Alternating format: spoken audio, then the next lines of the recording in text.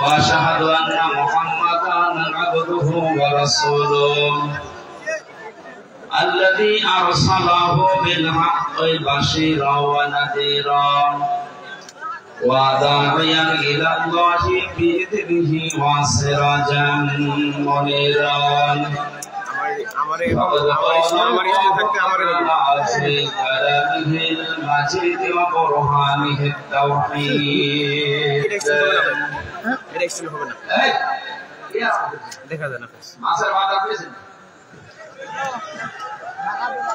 বাবা শোনা যাচ্ছে না? ঠিক আছে, যেভাবে আছেন এইভাবে থাকেন। এই করে কি শোনা যায় না? শোনা যায় না? মাইকে এখানে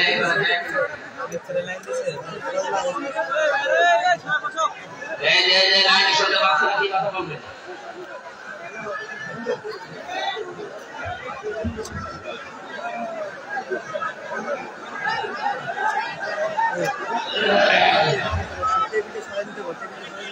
টেবিলটা সরাই দেন, এইটা সরাই দিলে ভালো।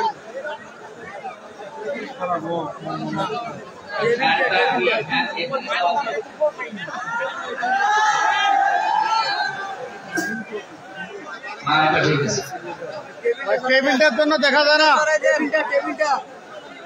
ক্যামেরা দেখা যাচ্ছে না, ক্যামেরায় দেখা যাচ্ছে না। টেবিল সরাইতে বলছি, এই স্ট্যান্ডার্ড তো সরাই দেন, এই স্ট্যান্ডার্ড টেবিলটা একটু পিছনে দেন।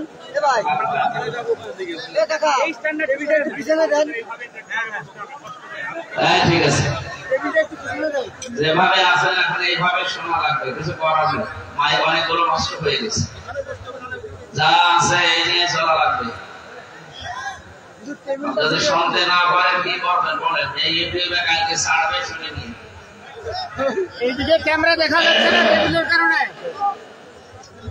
বারান্দায় প্রবেশ করলে যে শর্তগুলো আছে,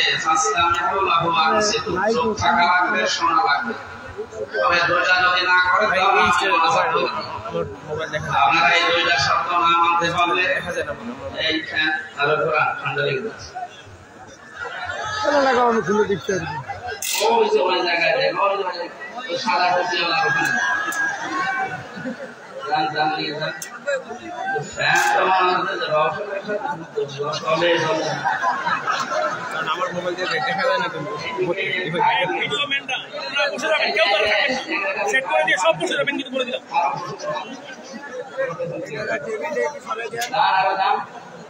আরো নিয়ে যান। গাছের মাথা ফালতু জিনিস একটা সাথে রেখেছে।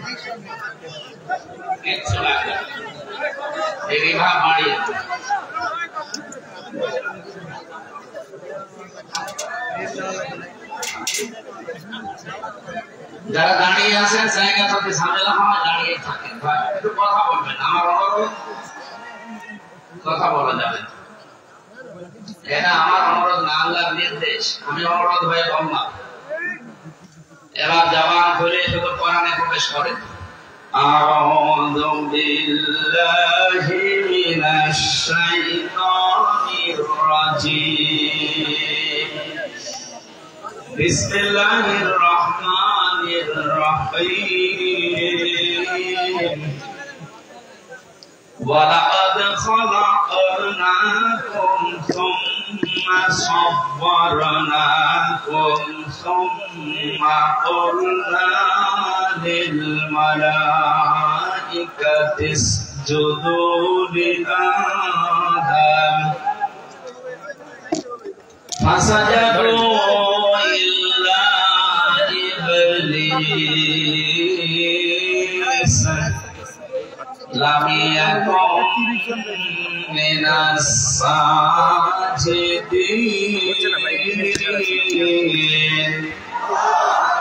সাদাকাতা ইয়া রাব্বানা। عن معاذ بن جبل رضي الله تعالى عنه قال قال النبي صلى الله عليه وسلم خذوا القوم كما قال فإذا صار رشوة في الدين ولستم بتاركه يمنعكم الفقر والحاجة আলা ইন্না রুহাল ইসলামি দাইরাতুন ফাদুরু মা'আল কিতাবি হাইসু দার আলা ইন্নাল কিতাবা ওয়াস সুলতানা লা ইয়াফতারিদুন ফালা তুফারিকুল কিতাব ইলা আখিরিল হাদিস রাহু ইবনে মাজাহ ওয়া মা যাদাহুম ইল্লা ঈমানা ওয়া তাসলিমা আল্লাহুম্মা সাল্লি আলা সাইয়্যিদিনা মাওলানা মুহাম্মাদ। এই স্ট্যান্ডটা এখানে দেন, আমার ফোনটা লাগাই দেন। যদি দেখা যায় ওদিক দিয়ে মাওলানা মুহাম্মাদ। জীবনে কখনো তুমি মিথ্যা বলনি, তাই তো তোমায় পেতে কাঁদে ধরণী। তোমারই মতো নেতা পেলেও গফুর সুখের গৌরব চাঁদের মতন। আলহামদুলিল্লাহ। কথা বলবেন না, যারা দাঁড়িয়ে আছেন স্টেজে বসে পড়বেন, বাইরে যারা দাঁড়িয়ে আছেন এখন ওইভাবে থাকে। 1 ঘন্টা সময় দেন। বাংলাদেশের ঐতিহ্যবাহী জেলা ঠাকুরগাঁও গড়িয়া ডিগ্রি কলেজ ময়দানে ইসলামী সমাজ কল্যাণ পরিষদের উদ্যোগে তাফসীরুল কোরআন মাহফিল, যে শব্দটা লিখেছেন আমরা এটা সামনে নিয়ে কথা বলবো ইনশাআল্লাহ। সম্মানিত সভাপতি, বিশিষ্ট সমাজসেবক, চিকিৎসাবিদ জনাব ডাক্তার ইসরাফিল আহমেদ, মাহফিলের প্রধান অতিথি, কেন্দ্রীয় মজলিসের শোরার সদস্য ও সহকারী সেক্রেটারি বাংলাদেশ জামাত ইসলামী ঢাকা মহানগরী দক্ষিণ, সাবেক কেন্দ্রীয় সভাপতি বাংলাদেশ ইসলামী ছাত্র শিবির, ঠাকুরগাঁও জেলার কৃতি সন্তান, বিশিষ্ট রাজনীতিবিদ বড় ভাই জনাব দেলাওয়ার হোসেন সাইদি, আতাল্লাহু আমরাহু ওয়া বারাকাল্লাহু ফি হায়াতি, বলেন আমিন। এখানে উপস্থিত আছে বিশিষ্ট ইসলামী চিন্তাবিদ, শিক্ষাবিদ, ঠাকুরগাঁও সদর উপজেলা পরিষদের সম্মানিত আমির বাংলাদেশ জামাত ইসলামী অধ্যাপক মাওলানা সুলাইমান হুসাইন। উপস্থিত আছেন বাংলাদেশ জামাত ইসলামী গড়িয়া ইউনিয়ন পরিষদের আমির জনাব আব্দুল মজিদ। এতক্ষণ আলোচনা যারা রাখলেন মাওলানা হুসাইন আহমেদ, মাওলানা হারুনুর রশিদ, মাওলানা হাসান, অন্যান্য উলামা ইকরাম, যার মাধ্যমে এখানে এসেছি আপনাদের এলাকার সন্তান, পাশেই ফাজিল মাদ্রাসার সম্মানিত শিক্ষক মাওলানা সুলতান আহমেদ। মঞ্চে বসে আছেন আমার শ্রদ্ধাভাজন বড় ভাই জনাব আশরাফুল ইসলাম। তার স্ত্রীর জন্য দোয়া চেয়েছেন, বড়টা দুনিয়া থেকে বিদায় নিয়েছে, তার সন্তান 2টা বেঁচে আছে এখনো। আল্লাহ রাব্বুল আলামিন তার স্ত্রীকে জান্নাতুল ফেরদাউস নসিব করে। মঞ্চে বসা সম্মানিত উলামা ইকরাম, বিশেষ করে যাদের নাম আরো ছিল আমরা বলতে পারলাম না, দোয়া করলাম, ওয়ারাফা'না লাকা যিকরাক, তাদের ঈমান এবং আমল অনুযায়ী আল্লাহ যেন সম্মান মর্যাদা বাড়িয়ে দেন। মানুষের সম্মান যে বাড়ে কিসে এটা অনেকে জানে না। কোরআনে কারিমে আল্লাহ জানিয়েছেন, তোমাদের ভেতরে যারা ঈমান আনে এবং যারা ইলম অর্জন করে, ওয়াল্লাযীনা উতুল ইলমা দারাজাত, তাদের মর্যাদা আমি আল্লাহ দিনের পর দিন বাড়াতে থাকি। প্রশ্ন আসতে পারে, তাহলে এই যে দেশে যাদের ঈমান আছে আমরা জানি এবং ইলমও তারা পেয়েছে, তাদের সম্মান মর্যাদা এই দেশে অনেকের নেই, এমনকি তাদের মানুষ এখন কুকুরের চাইতেও ঘৃণা করে। বাইতুল মুকাররমের সাবেক যে খতিব ছিল মাওলানা রুহুল আমিন, এই লোকটা যদি আমার মনে হয় রাস্তা দিয়ে এখন হেঁটে যায়, মানুষ কুকুরের দিকে তাকায়, ওর দিকে তাকায়। ফরিদউদ্দিন মাসুদ, এই লোকটার নামের আগে আলেম লেখা ঠিক না, এই জালেমদের দশক। এই কথা বললেন না? আরো আছে, আমি নাম নিলাম না, যে 2 জনের কথা বললাম, বলেন তো এদেরকে এই দেশে যদি কেউ ছেড়ে দেয়, 56,000 বর্গ মাইলের যে কোনো জায়গায় এদের দেখলে মানুষ মনে করবে একটা কারণ কি তাদের ঈমান আছে আমরা জানি, এমনকি তাদের ইলমও আছে। সম্মান নেই কারো, তাহলে কোরআন মুসাদ্দারের 11 নম্বর আয়াত অনুযায়ী যাদের ঈমান আছে আর যারা ইলম অর্জন করে তাদের মর্যাদা আল্লাহ বাড়িয়ে দেন। এটার সাথে বাস্তবতা মিলছে না।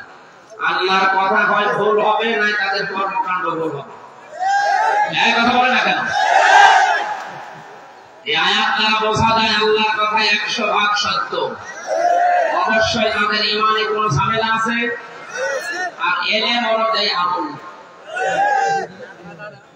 দুনিয়ার ময়দানে আমরা তাকালে দেখি সবচেয়ে বেশি ইলম অনুযায়ী আমল করেছে নবীরা।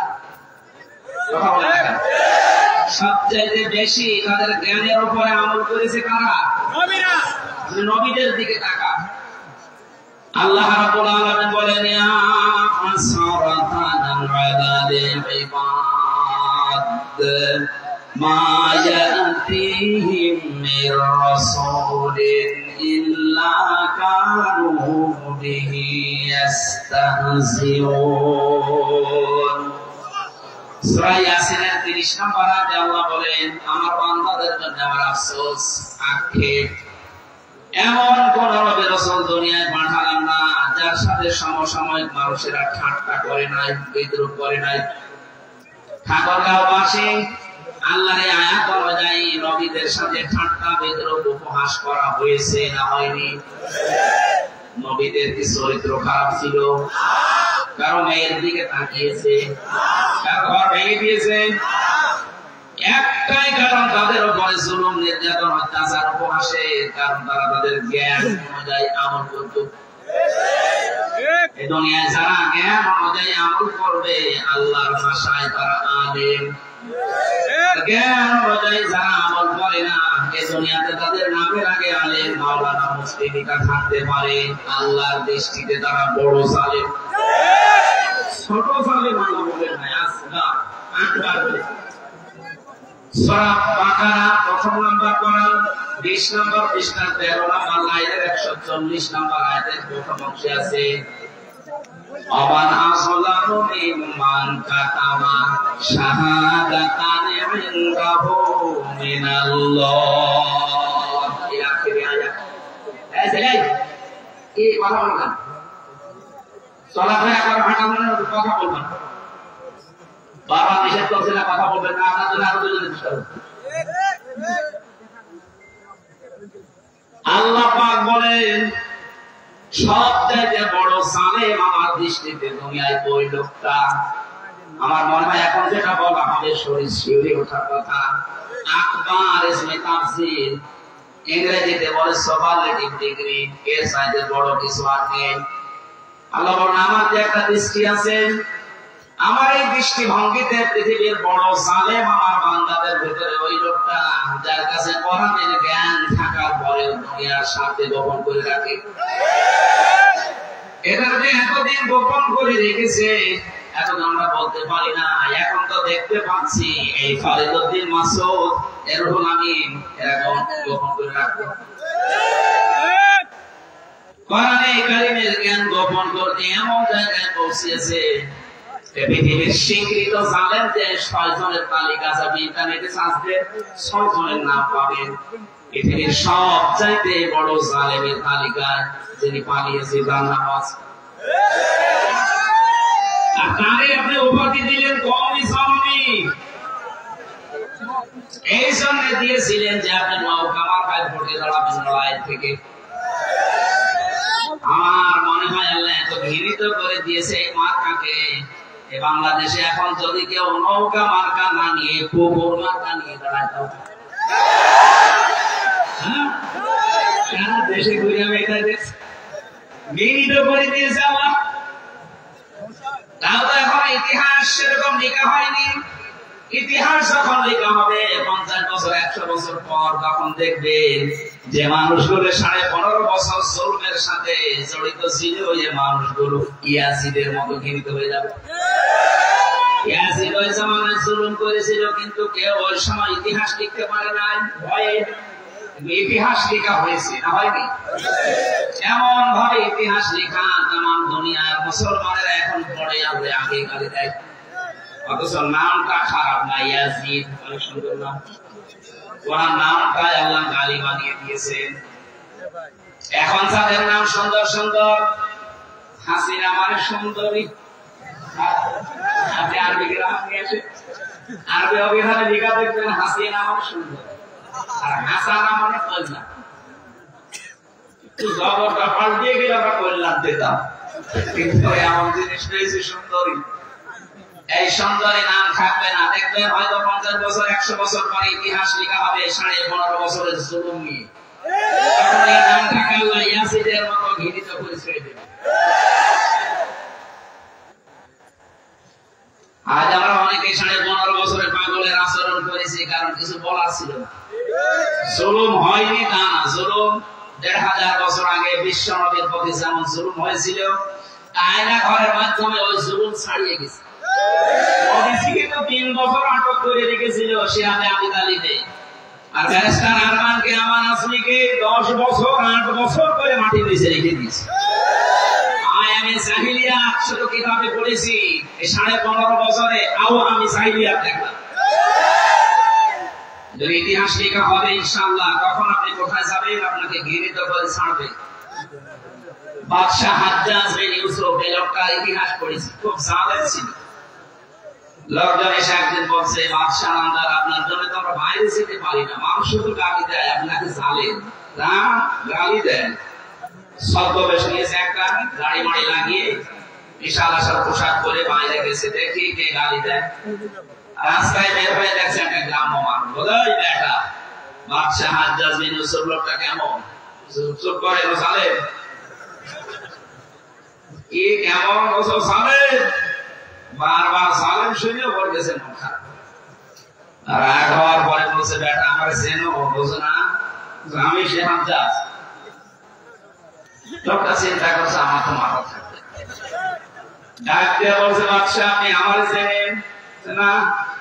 আমি এই গ্রামে ওই লোক যার মাসে 2 দিন মাথা খারাপ হয়, আজকে তার ভয় লাগবে।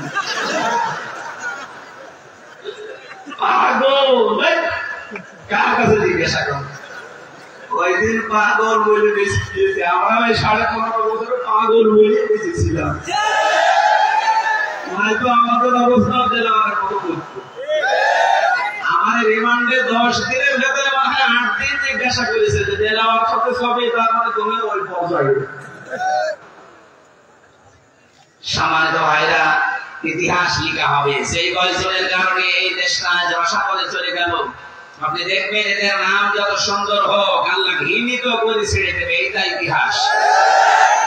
কারণ ইতিহাসের কসম দিয়েছেন আল্লাহ, ইতিহাসের কসম, এটা থাকবে, এটা নীরব সাক্ষী। হয়তো 100 বছর পরে এখানে আমরা কেউ থাকবো না, সব মাটির নিচে যাবো। নতুন যারা আসবে, এই জমিন যারা চাষ করবে, তারা এই নামগুলো দেখে ঘৃণা ছড়াবে আর বরদোয়া করবে। কথা বলে ঠিক কিনা? এই জন্য জ্ঞান অনুযায়ী যারা আমল করে না, বুঝতে হবে তাদের ইমানও সমস্যা আছে। তাছাড়া কোরআনের আয়াত কি মিথ্যা হওয়ার মতো? আমি যে আয়াতের দলিল দিলাম সূরা মুসাদ্দালা 11 নম্বর আয়াত শেষের দিকে আছে। আল্লাহ পাক বলেন, যাদের ঈমান আছে আর যারা ইলম পায় তাদের মর্যাদা বাড়ে। অথচ এই 200 মানুষের নাম বললাম, শুধু আরো আছে, বহু জ্ঞানী আছে, যারা শিক্ষিত আছে, তাদের জ্ঞান আছে, তাদের ঈমান আছে, আমরা দেখতে পাই।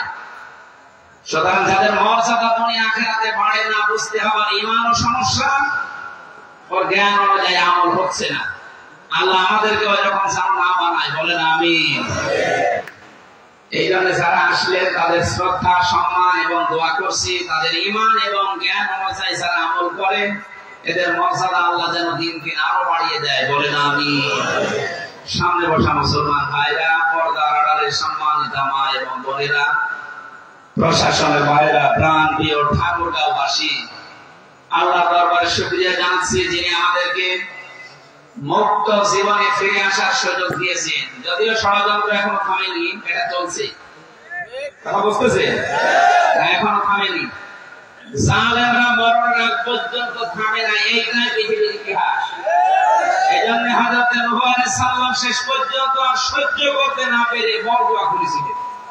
আবালা নূহুর রব্বি লা তাদার আলাল আরদি মিনাল কাফিরিনা দাজ্জারা। ইন্নাকা ইন তাদারহুম ইউদিল্লু ইবাদাকা ওয়া লা ইয়ালিদু ইল্লা ফাজিরান কাফফারা। সূরা নূর ভেতরে আছে।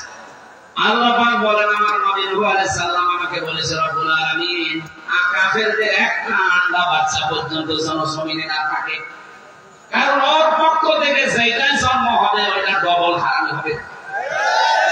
তোমার বান্দা বান্দীদেরকে বিপদগামী করার জন্য, ফাসিক ফুজ্জার গুনাহগার করার জন্য নিয়মিত কাজ করবে। এই জন্য জালেমদের জন্য বদলা এসে যায়। নবী যেহেতু বদলা করেছে, আমরা যদি নবীদের উম্মত হয়ে দাবি করি আমাদের এমনি আসবে। ওই জামানায় তারা 950 বছর দাওয়াতি কাজ করে ফল পেয়েছিল জুলুম, অত্যাচার, নির্যাতন। কোরআনের পাখি 50 বছর কোরআনের খাদেম হওয়ার পরও ফল পেয়েছে জেল, জরিমানা আর ফাঁসির হুকুম। আমরা দেশে এখন দেখতে পাচ্ছি কোরআনের উপরে যারা চলে এই মানুষগুলো এখন বাতিলের টার্গেট। যেহেতু জালেম আর বাতিল এখন অধিকাংশই নেই, অল্প কিছু যারা আছে এরা যেন পাল্টায়। ছাত্র আন্দোলনের 9 দফার ভেতরে একটা দফা ছিল যারা সংস্কার চায়। কথা বলছে এখন সংস্কার যখন আনন্দ হয়ে গেছে, আমরা চাই 1628টা চেয়ার এই দেশের মেন দায়িত্ব পালন করতো যারা, যিনি পালিয়েছে ওনার চেয়ার সহ এই উপজেলা চেয়ারম্যান সহ 1628টা চেয়ার আপনি গণনা করেন পেয়ে যাবেন। যেহেতু একজন পালিয়ে গেছে, বাকি এখনো 1627টা চেয়ার বাকি আছে। কথা বলছে না ডক্টর মোহাম্মদ ইউনূস আসার পর থেকে পরিবর্তন এবং সংস্কার হতে আরম্ভ হয়েছে। 100 জনের প্রায় 65 জন অলরেডি পাঠিয়ে গেছে। এখনো জালেমদের ওই 5টা গোলাম এবং দর্শকরা মিলে আছে 35 জন। আমরা চাই এই সিস্টেম যেন না থাকে। 1628টা চেয়ারই হবে মাসলুমদের দখলে। জালেম এই দেশে আর চেয়ারে বসতে পারবে না। এই কথা বলে না কেন? এই দাবির সাথে আছেন না আপনারা? এখানে কোন হচ্ছে দেখিয়ে দেন তো বাংলাদেশকে। লিল্লাহি তাকবীর।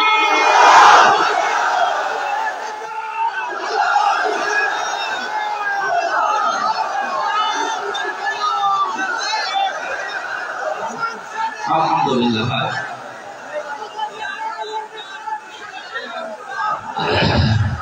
যতদিন পর্যন্ত এই বাকি 35টা চেয়ারে যারা আছে এরা না পাল্টাবে, বিশেষ করে চুপ্পু সাহেব সহ,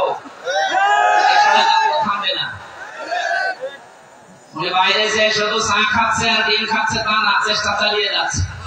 এই 3-4 দিন ধরে ছড়াচ্ছে, দেখছে না সারা বিশ্বের বিভিন্ন ওয়ার্ল্ডের কাছে যে আমি নির্বাচিত ছিলাম, আমাকে উৎখাত করা হয়েছে। দেখা মিথ্যা কথা। আমি নির্বাচিত ছিলে কে কে বলেছে? কোন শয়তান বিশ্বাস করবে? আসেন কোন শয়তান নিয়ে আসবেন জিজ্ঞাসা করবে। কোন শয়তান বলবে যে না কি নির্বাচিত, জোর করেছিল। এই জন্য বিদায় নেওয়ার পরে একটা মানুষকে আমি করতে দেখছি না, সবাই বলছে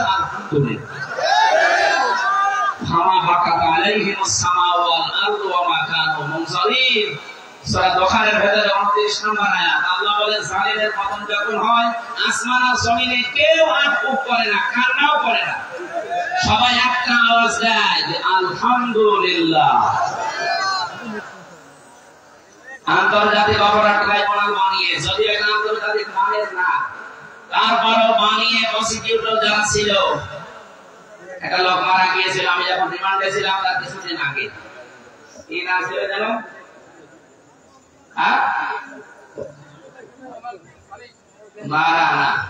মারা গেল যে 20 সালের আগে। এই যে টিপু এই লোকটা মারা যাওয়ার পর বিভিন্ন মানুষ ইন্নালিল্লাহ না লিখে লিখছে আলহামদুলিল্লাহ। আমি একটু খালি টিপ দিয়েছি, আমার বলছে আল্লাহর ভালো মানুষ মরে গেল আর আপনি টিপ দিলেন। এইটা যদি ভালো মানুষ, এই বাংলাদেশে খারাপ মানুষ কোনটা? এদেশে ইসলাম এবং আলেমদেরকে ধ্বংস করার পেছনে যার ভূমিকা, সেই লোকটার ভেতরে এই লোকটা একটা লাঠি বানিয়ে কাজ করিয়েছে জালেম। বাংলাদেশে এখনো পর্যন্ত বললাম না 35 জন চালাচ্ছে কাজ। এটা প্রথম আলোর পত্রিকার সাংবাদিক যেটা, এটা ওই ধরনের এরা জঙ্গি নাটক তৈরি করতো ওদের অফিসে বসে বসে, আর হামসাকে ধরো, দেলাওয়ারকে ধরো, এরকম নাম লিখে দিত নিজেরা। আমি মাটির নিচে যে 10 দিন ছিলাম, আমি দেখেছি ওদের গোপন ষড়যন্ত্রের বিশাল ফাঁদ তৈরি করা আছে।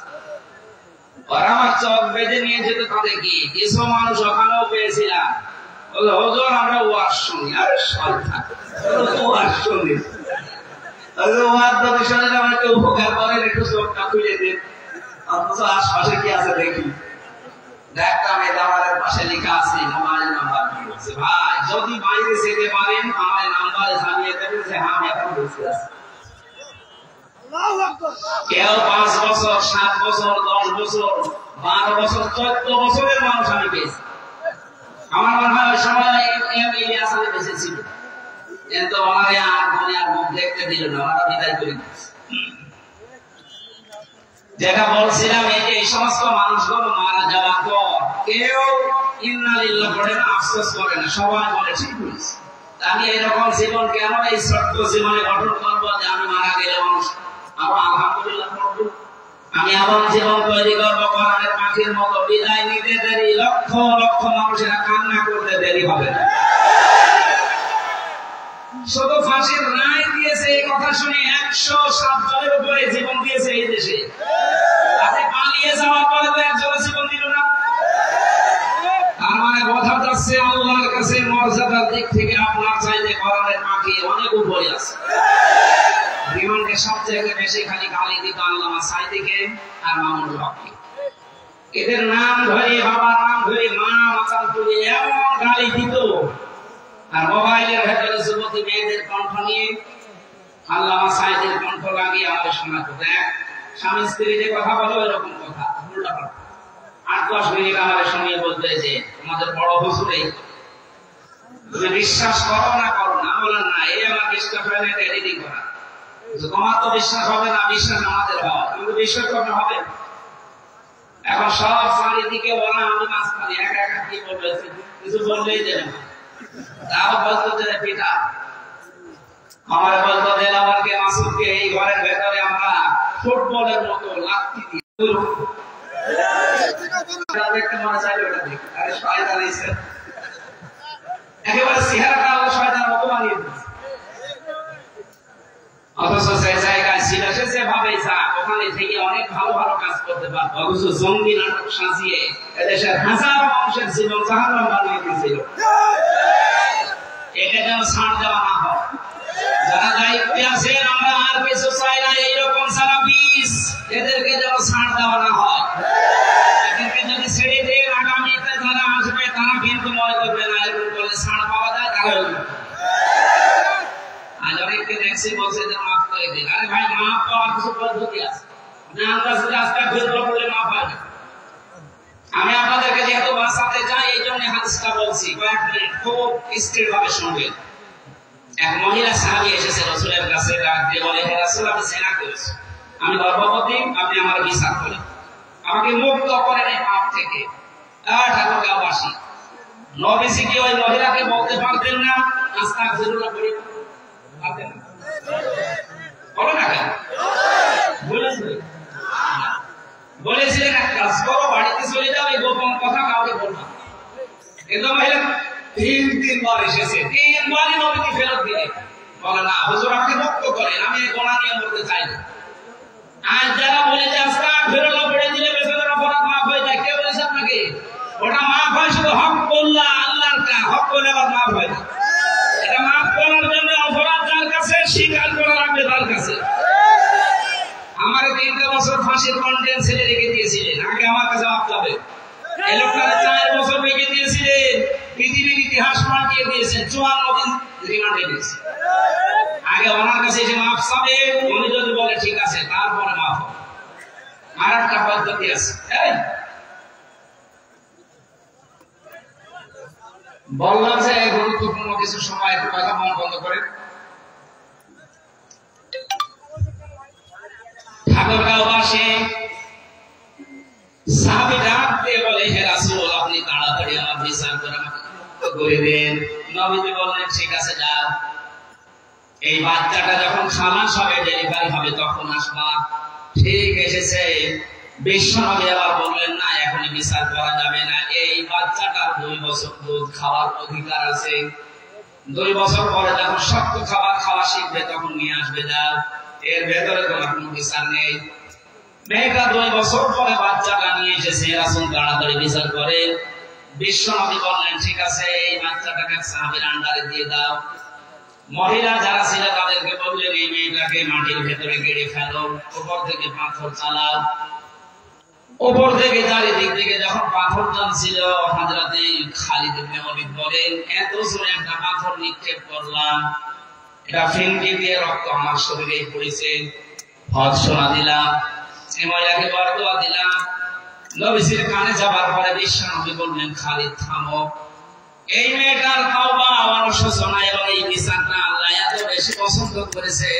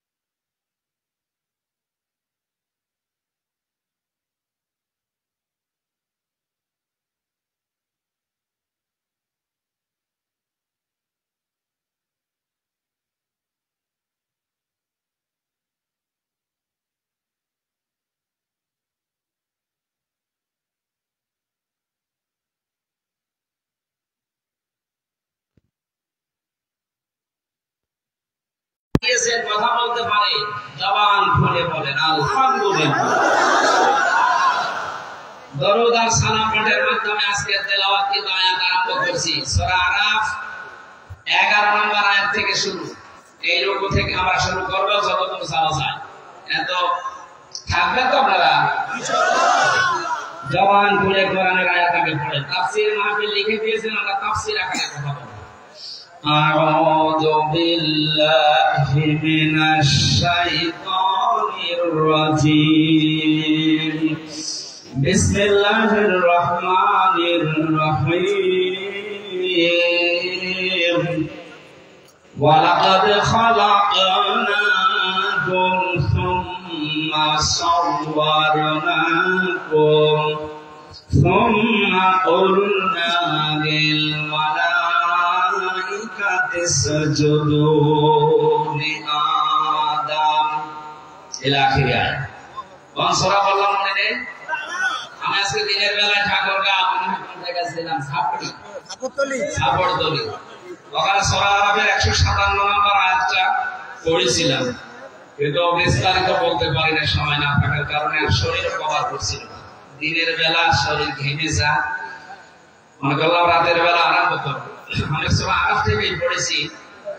তবে আজকের আলোচনাটা নতুন আঙ্গিকে আমরা কোরআনে কারিম থেকে সাজিয়েছি, ওইভাবে বলার চেষ্টা চালাচ্ছি। আল্লাহ যেন তৌফিক দেন, আমিন। আরব, আরব শব্দের শাব্দিক অর্থ পরিচিত। আরব মানে কি? বাংলাদেশে বহু মানুষের এলাকায় আছে কিনা জানি না, এরা এই যে মারেফতের কথা বলে না, কিসের মারেফত? এই শব্দটা এসেছে ওরফুন থেকে। আরাফা ইয়ারিফু, এই শব্দের বাংলা অর্থ পরিচিত হওয়া, প্রকাশ পাওয়া। আল্লাহ পাক বলেন আলহামদুলিল্লাহিল্লাযী আনসালা আলা আবদিহিল কিতাবা ওয়া লাম ইয়াজআল লাহু ইওয়াজা। সব প্রশংসা আল্লাহর জন্য, যিনি তার বান্দার প্রতি কিতাব দিয়েছেন, এমন কিতাব দিলেন যে কিতাবে কোনো মারেফতের কথা নেই। ইওয়াজা মানে বক্ততা, গোপন কথা, চুরি করা কোনো কথা কোরআনে আল্লাহ দেয়নি। যা দিয়েছে সব ওপেন কথা। এই জন্য কোরআনের কাছে যারা আসে আর এটা বুঝতে পারে, তারা আর গোপন থাকতে চায় না, তারা ওপেন হতে চায়। এই লোকটা রিমান্ডে এবং 4 বছর জেল খাটার পরে তো গোপনে চলে যাওয়ার দরকার ছিল। কথা বলে না কেন? আপনি দেখেন, যারা জেল থেকে বের হয় রিমান্ডে যায়, এই মানুষগুলো আরো গোপনে না আরো ওপেন হয়। কোরআনে কারিম যারা পড়বে বুঝবে, এদেরকে আপনি সকল অত্যাচার করেন, গোপনে রাখতে পারবেন না। দিন যত যাবে এরা তত ওপেন হবে। 15.5 বছরের দৃশ্য আমরা উল্টা দেখেছি। কত বড় বড় আলেম বলতো হুজুর গোপনে আছে, শয়তান গোপনে আছে মানে হযরত ওমর যেদিন মুসলমান হয় ওই দিনই বলেছিলেন, হে রাসূল আপনি অনুমতি দেন আমি একটা মিছিল করব প্রকাশ্যে। তিনি মুসলমান হওয়ার পরে ওপেন হয়। আর দেশে হাজারো মুসলমান বলে গোপনে আছে। দিনকাল ভালো না, দিনকাল ভালো ছিল, আরো খারাপ ছিল। অত খারাপ দিনকালে যদি তারা গোপন না থেকে ওপেন হতে চায়, এখন আমাদের গোপন হওয়া না ওপেন হওয়া? এমন কোরআন থেকে কথা শুনছে যেখানে গোপন কথা। সুতরাং ফকির ফাকরা বিভিন্ন জটালা লোক দেয়, দরবারে বসে বসে কবরস্থানে বসে বলে মারেফতের কথা। মারেফত মানে শুধু মায়ের দেওয়া লাগবে।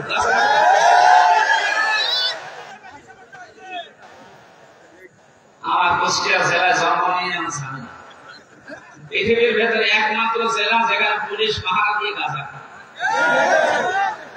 আমি বিশ্বের বহু জায়গায় গেছি, কোন জায়গায় আমি দেখিনি যে পুলিশ পাহারা দিয়ে গাঁজা খায়। কুষ্টিয়ার মাঝারে 3-4 দিন ধরে অনুষ্ঠান চলবে, দেখলাম যে পুলিশে পাহারা দিচ্ছে আর মন মতো গাঁজা খাচ্ছে। এই এলাকার মানুষ যায়, এই ঠাকুরগাঁও, দিনাজপুর, পঞ্চগড়ের মানুষ, বউ ছেলে মেয়ে বেটা বউ সব মিলে আল্লাহর বলি ওখানে আছে। কে বলেছে আল্লাহর বলি? লালন কোন ধর্মের লোক নিজেও বলতে পারিনি, তার মানে কোন ধর্মের অনুসারী নিজেও জানে না ও আল্লাহর বলি হয় কি করে? এক কথা বলে না কেন? ওর জন্ম ঠিক আছে কিনা আমি তাও জানি না, যে বিষয়টা গোপন, আমি আর কি বলবো। তো ওখানে যে কাজ কারবার গুলো হয় এটা প্রকাশ্য শিরিক। মানুষ ওখানে সেজদা দিচ্ছে, মানুষের কাছে মোনাজাত করছে, এটা হারাম। কবরে সেজদা দেওয়া হারাম, এটা আমার ঘোষণা। লা তাত্তাখিযুল কুবুর মাসাজিদা, কবরকে সেজদার জায়গা বানিও না, নির্দেশ রাসূলুল্লাহ। বিশ্ব নবীর নির্দেশকে ডাইভার্ট করে উপেক্ষা করে ওখানে যে কাজ হচ্ছে, মাজার ভাঙা আরম্ভ হয়েছিল, ওই শয়তানের মাজার ভাঙবে না। আপনারা যাবেন না সমস্ত জায়গায় যেখানে মারেফতের কথা বলে আপনাকে মায়ের পথ দেখায়। মারেফত বলে কোরআনে কিছু আছে? কিচ্ছু নেই, সব আছে ওপেন। মারেফত কোনটা? এই যে সালাত, এটা শরীয়ত, আর সালাত যে আদায় করে এটা মারেফত। আমি কথা বোঝাতে পারি না। সালাত, সিয়াম এটা হচ্ছে শরীয়ত, আর এইটা কিভাবে আদায় করবেন ওর পদ্ধতিগুলো, যেই আদায় করার নাম, পরিচিত হওয়ার নাম মারেফত। সুতরাং এই সূরা আরাফের ভেতরে 157টা বিষয় আলোচনা করা আছে। আমরা একটা বিষয় আজকে নিচ্ছি। আল্লাহ রাব্বুল আলামিন বলেন, কিয়ামতের ময়দানে একটা প্রাচীর আমি বানাবো, যে নাম হচ্ছে আরাফ। এখানে কিছু মানুষকে আল্লাহ দাঁড় করিয়ে দেবেন। নবীজি বলেন এদেরকে আল্লাহ জাহান্নামে দেবে না, জান্নাতেও দেবে না। সাহাবী বললেন, হুজুর জাহান্নামে দেয় না, জান্নাতে দেয় না, কারণ কি? বিশ্বনবী জানিয়েছেন উম্মতেরা ওই মানুষগুলো দুনিয়াতে ইসলামী আন্দোলন করত। দেলার ভাই যে আয়াতটা পড়েছিলেন, হালা আদুল্লুকুম আলা তিজারাত তুনজিকুম মিন আযাবিন আলীম, কেউ যদি এই দুনিয়াতে ব্যবসাটা করতে পারে আল্লাহ রাসূল বিশ্বাস করার পর, তার জান আর মাল দিয়ে জমিনে আল্লাহর বিধান কায়েম করার জন্য চেষ্টা চালায়, আর যা করুক না কেন আল্লাহ ওরে জাহান্নামে দেবে না। এইটাই ফাইনাল, আল্লাহ ওরে জাহান্নামে দেবে না। কিন্তু জান্নাতে দিচ্ছে না। আল্লাহর নবী বলেন ওদেরকে জান্নাতে আল্লাহ দেয় না এই কারণে ওদের সব আচরণ, ব্যবহার, কাজ কারবার ভালো ছিল, কিন্তু পরিবারে ওদের মা বাবার সাথে সম্পর্ক ভালো ছিল না। এরকম আমাদের দেশে আছে, মানে বহু নামাজের ভেতরে আছে, বহু রোজাদারের ভেতরে আছে, ইসলামী আন্দোলন করে, পীর সাহেবের পরিধি হয়েছে 40 বছর, মা বাবাকে খাবার দেয় না, মা বাবার সাথে সম্পর্ক ভালো না। এটার জন্য শুধুমাত্র ওই স্বামী দায়ী না, ওই সন্তানই দায়ী না। আমি যতটুকু হিসাব নিকাশ করে দেখেছি, এর পেছনে দায়ী ওর বউ, আর ওই বউকে কান পড়া দেয় ওর বউর মা, আরো বড় বউ। এই জন্য বড় বোন যারা আছে বিয়ে করবে না, যাবে না, আমারটা না, আমারটা ঠিক আছে। বহু মানুষকে যারা দেখতে পাচ্ছি এখানে উপর থেকে ওর বড় বোন আর ওর মা শুধু ঘোষায়, শুধু টিপস দেয়, আর কতদিন থাকবে একসাথে, আলাদা হবে। ও আলাদা হবে কার সাথে? ওর মা বাবা যদি না থাকে দুনিয়া, আলাদা হবে কার সাথে? আপনি তো বোনের ঘর থেকে এসেছেন, আর ওকে 25 বছর 30 বছর পর্যন্ত শ্রম দিয়েছে বিনা সাথে ওর মা। আমার দুনিয়া একদিকে হয়ে গেলে ঋণ শোধ করা সম্ভব?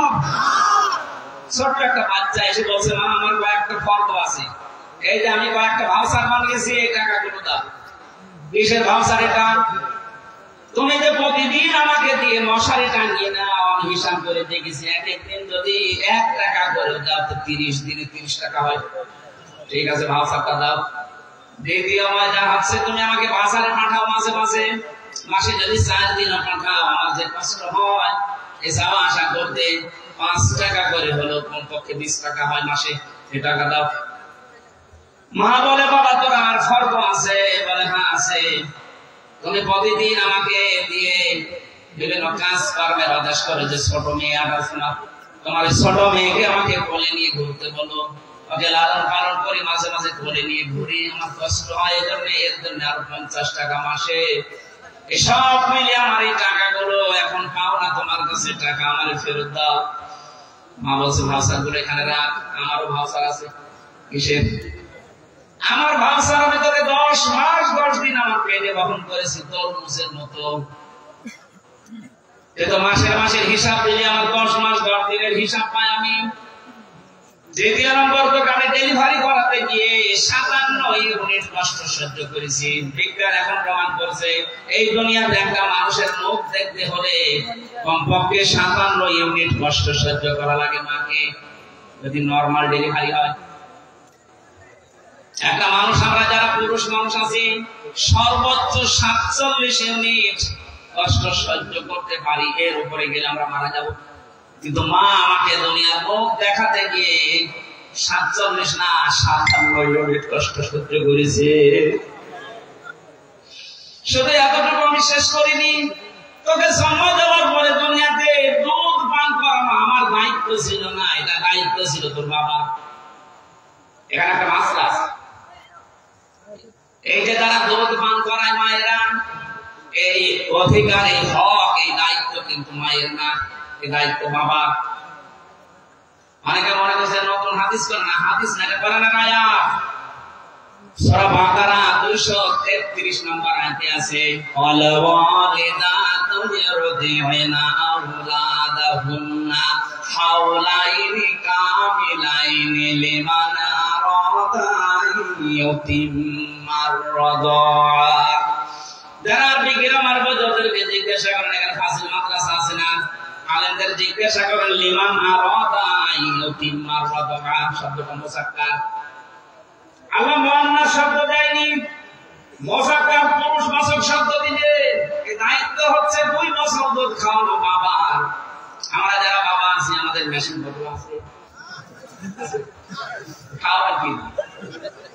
সারা জীবন এখানে নিয়ে রাখলো 1 লোটা দুধ দিতে পারবেন? এখন সেটা আমাদের নেই। সেটা আল্লাহ দিয়েছে যাদের, তাদের এই কর্তব্যটা ওরা যদি পালন করতে রাজি না হয়, টাকা পয়সা যদি চায় তাও দেওয়া লাগবে। এটা আমার নাই কিনা এখন শুনে দেখা যাচ্ছে আমারটা এই 1 মাস আগে নিয়েছি, বলবে আমরা 2 লাখ টাকা দাও না তোমার বিয়ে তুমি। মাইকে বলে বলতে পারলাম না তো। সম্মানিত মা বোনেরা যারা এসেছেন, সন্তানকে দুধ পান করিয়ে প্রথম যে দুধটা তার কণ্ঠনালীতে যাবে, একটা মরা মানুষ জীবিত করে দিলে যে সওয়াব হয়, ওই সওয়াব। প্রতিদিন একটা সন্তান কমপক্ষে 7 থেকে 8 বার দুধ পান করে। বিজ্ঞান প্রমাণ করছে প্রতিবারে কমপক্ষে 1 পোয়া করে, 8 বার করে হলে প্রতিদিন হয় 2 কেজি। রাত দিন মিলে 2 বছর দুধ পান করা লাগে একটা সন্তানের। আপনি হিসাব করেন, কমপক্ষে একটা সন্তান মায়ের স্তনের দুধ খায় 36 মণ। কত? 36 মণ। দেলাওয়ার ভাইদের ভাই হচ্ছে 5টা, না বোন কয়টা?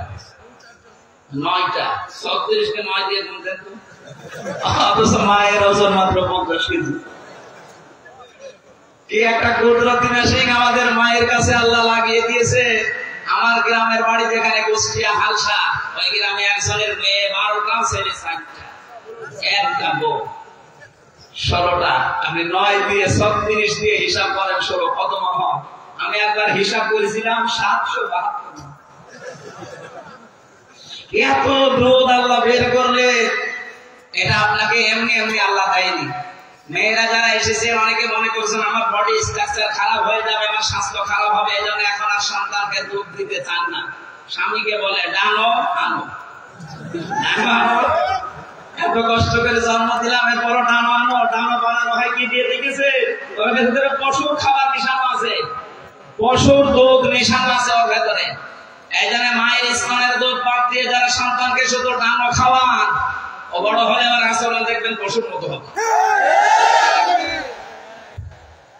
আমাদেরকে আল্লাহ ওই মেশিন দেয়নি, আপনাদের দিয়েছে এমনি না। কারণ এখানে জমা করে রাখার জন্য না, যত ছেড়ে দেবেন তত শরীর ভালো থাকবে। পৃথিবীর কোন জিনিস দেখবেন এক জায়গায় রাখলে নষ্ট হয়ে যায়। আপনি পানি এক জায়গায় রাখেন, এখন পছন্দ হবে, এক কথা বলছে না। লোহা লক্কর এক জায়গায় রাখেন, পছন্দ হবে, মরিচা ধরবে, জাম ধরবে, শেষ হয়ে যাবে। টাকা পয়সা এক জায়গায় রাখা ঠিক না, যত ছাড়বেন তত আসবে। এই জন্য নদীর পানি, সাগরের পানি যত ছেড়ে দেবেন তত স্বচ্ছ পানি আসে। ক্ষমতা এক জায়গায় রাখা ঠিক না, নষ্ট হয়ে যায়। 15.5 বছরে নষ্ট হয়ে যায়নি। 5 বছর 10 বছর পর পাল্টাবো, তাহলে এত জুলুম করার সাহস পেত না।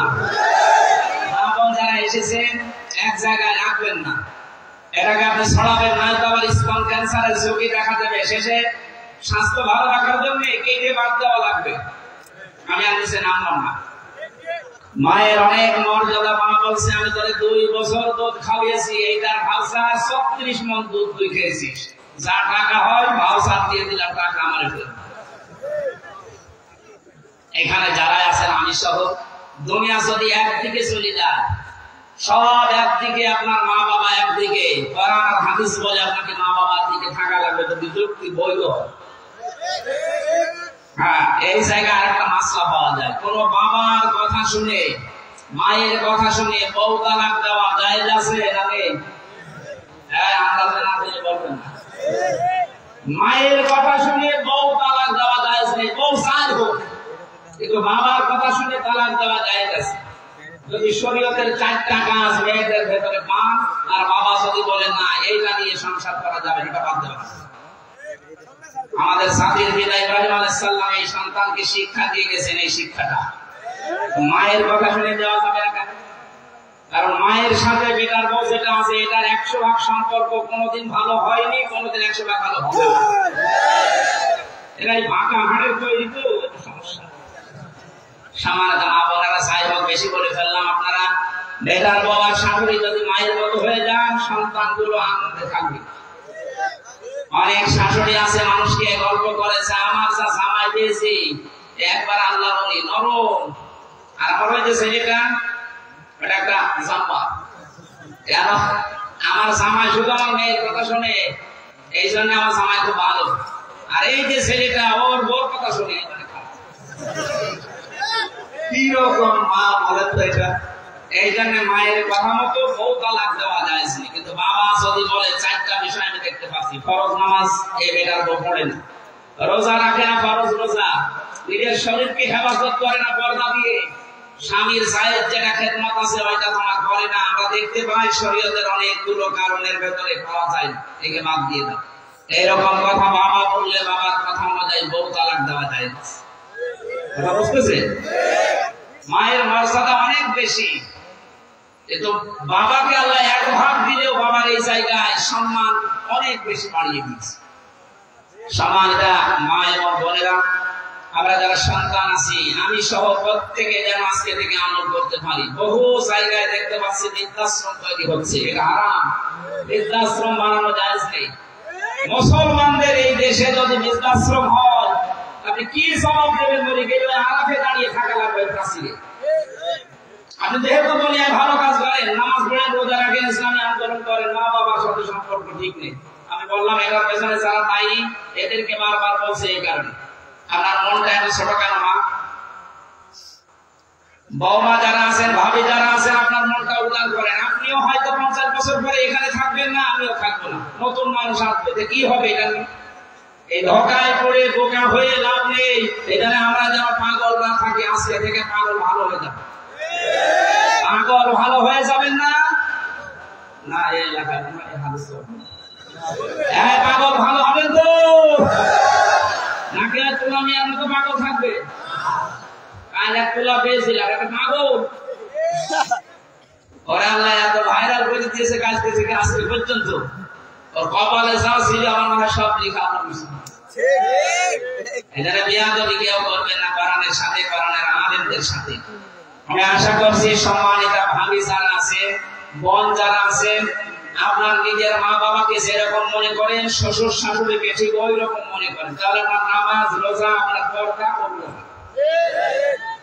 মনে করে শুধু নামাজ পড়ে রোজা রাখে, কালো বোরকা পরে, আমার মনে হয় আল্লাহ মাফ করে দেবে। কে বলেছে আপনাকে? শ্বশুর শাশুড়ির সাথে সম্পর্ক যাদের ভালো নেই, আপনি আপনার স্বামীকে বাধ্য করছেন খারাপ আচরণের জন্য, খরচপাতি দেওয়া বন্ধ করার জন্য, আপনি ওই আরাক নামক কাছে দাঁড়িয়ে থাকবেন আপনার স্বামীর সাথে। আমরা এরকম কোনো কিছু যেন না করি, আল্লাহ আমাদের বাঁচান, বলেন আমিন। বহু করে এগিয়ে গেছি আমরা, হচ্ছে না, পরিবেশটা ভালো হচ্ছে না ভারতের সিরিয়ালগুলোর কারণে। আকাশ সংস্কৃতির মাধ্যমে যেগুলো আসতেছে বন্যার পানির মতো, বিনাট করা পত্রিকা দিয়ে, এগুলো দিয়ে আমাদের পরিবার আজ একেবারে সত্যিটা একটা টিপস দেয়। আমি সহ প্রত্যেক সপ্তাহে অন্তত 2 দিন মা বাবা স্ত্রী সন্তান যারা আছে, এই মানুষগুলোকে এক জায়গায় নিয়ে সপ্তাহে 2 দিন হলেও বা 1 দিন হলেও আপনার কোরআনের অথবা হাদিসের কোন দাস নিয়ে বসবে। এর ভেতরে একটা রহমত আছে।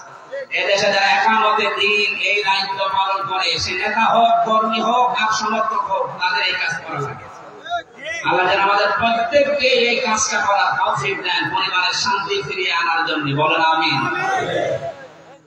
যে বর কারণে, যে ভাবির কারণে আজ সংসারে অশান্তি লেগে আছে, এই ছোট বোনের কারণে, তাছাড়া কিচ্ছু না। হয়তো মাকে 2000 টাকা দিয়ে শাড়ি দিয়েছে, আর ওনারা দিয়েছে 1800 টাকা দিয়ে, 200 টাকা কেন বেশি, এই জন্য স্বামীর সাথে কথা বলে না। এরকম মহিলা দেশে নেই? এইরকম ছোট মনের বউ আছে কার ঘরে? হাত তোলেন তো। একজন আছে, তোলেন, আমি দাঁড়া। ঠিক আছে ভাই, বউ ভয় পাচ্ছে, ক্যামেরা ঘোরানো আমার দিকে, আমার ভয় নেই। আর আমি করলে সমস্যা আছে, আমার শালা আছে বাড়িতে, সব বলে দেবে। আমার এই তো ম্যাডাম তো মনে হয় লাইভ দেখছে, কোনটা বড়টা?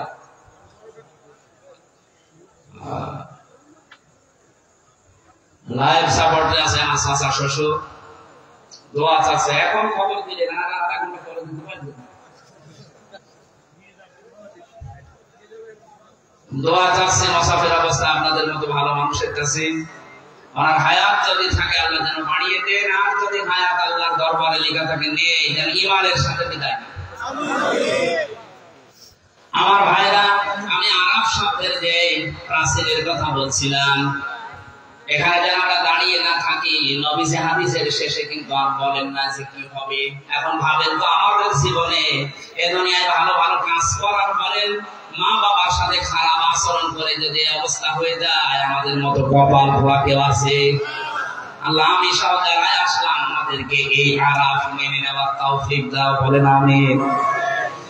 আরম্ভ হচ্ছে আল্লাহর কোরআনে কারীম, ওয়ালাকাদ খালাকনাকুম সুম্মা সাওয়ারনাকুম।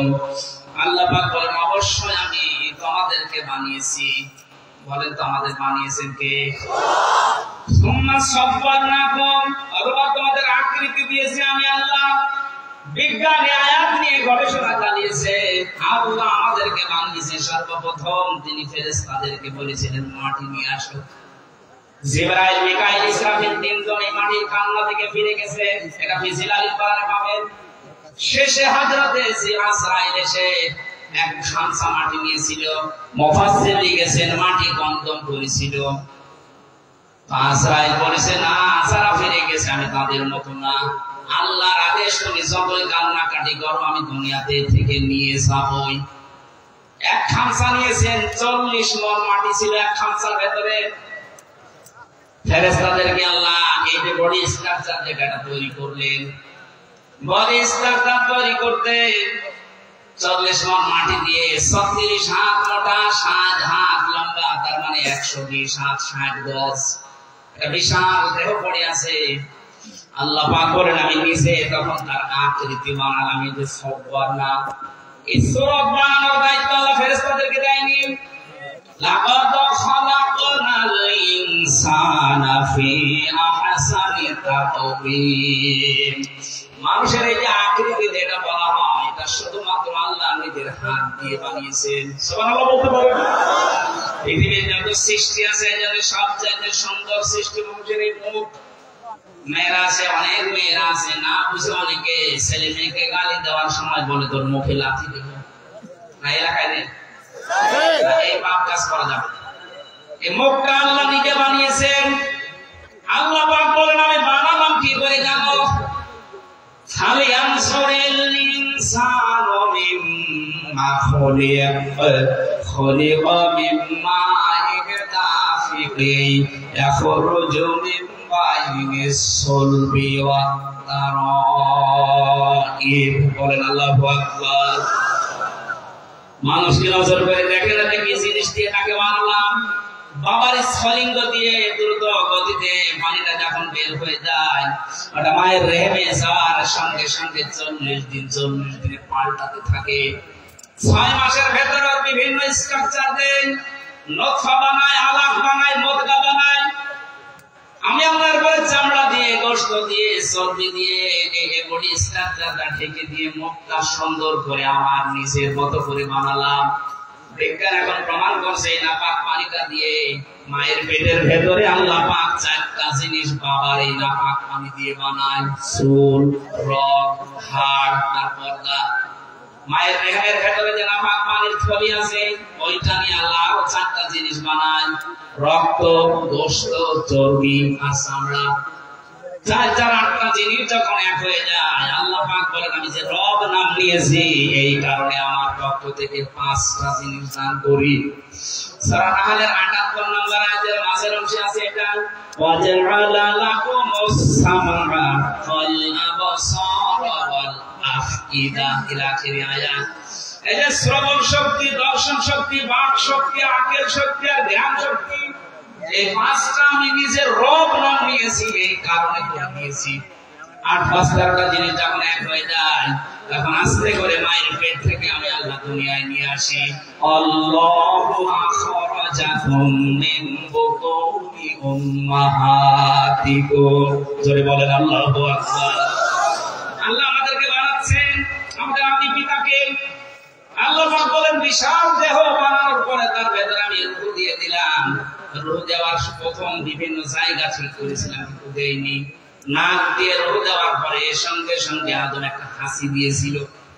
এখানে একটা শিক্ষা আছে, আমাদের আদি পিতা হযরতে আদম হাসি দেওয়ার সঙ্গে সঙ্গে এই যে ফেরেশতারা যে বডি স্ট্রাকচার বানিয়েছিল পানি দিয়ে, মাটি দিয়ে, বিভিন্ন কায়দা কৌশলের ভেতরে আছে। যত সাপ যত খড়পটা এর ভেতরে লুকিয়েছিল একবার হাসি যাওয়ার সঙ্গে সঙ্গে নাক দিয়াল সব বের করে দেয়। ওই সময় হযরত আদম একটু স্বস্তি পায়, একটু হালকা লাগে নিজেকে, তখন একটা শুকরিয়া আদায় করে আলহামদুলিল্লাহ।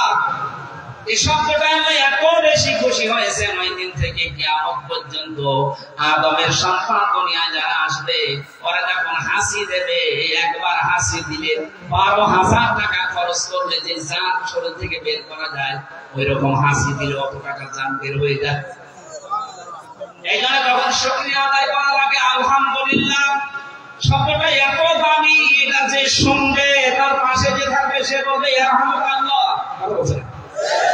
বলা লাগে না? আপনি আলহামদুলিল্লাহ আদম নবী বলেছিলেন এটা। আল্লাহ পাক এবার ফেরেশতাদেরকে বললেন সুম্মা কুরনা লিল মালাইকা, ফেরেশতাদেরকে বললাম ইয়া আদম ফাসাজাদু ইল্লা ইবলিস, তোমরা একটু সেজদা দিয়ে সম্মান দেখাও আমার আদমকে। প্রশ্ন আসতে পারে হযরত আদমকে সেজদা দেওয়া লাগবে কেন? আমি 7টা কারণ পেয়েছি তাফসীরে। 1 নম্বরে হযরত আদমকে আল্লাহ জ্ঞান দিয়েছিলেন তাই। আবার প্রশ্ন আসতে পারে ফেরেশতাদের জ্ঞান ছিল না? হ্যাঁ ছিল, কিন্তু যতটুকু আল্লাহ দিয়েছেন ওর বাইরে ওনারা এক পা নড়তে পারত না। এইজন্য ফেরেশতারা এক বাক্যে জানিয়েছিল قالوا سبحانك لا علم لنا إلا ما علمتنا إنك أنت العليم الحكيم। বলেন আল্লাহু আকবার।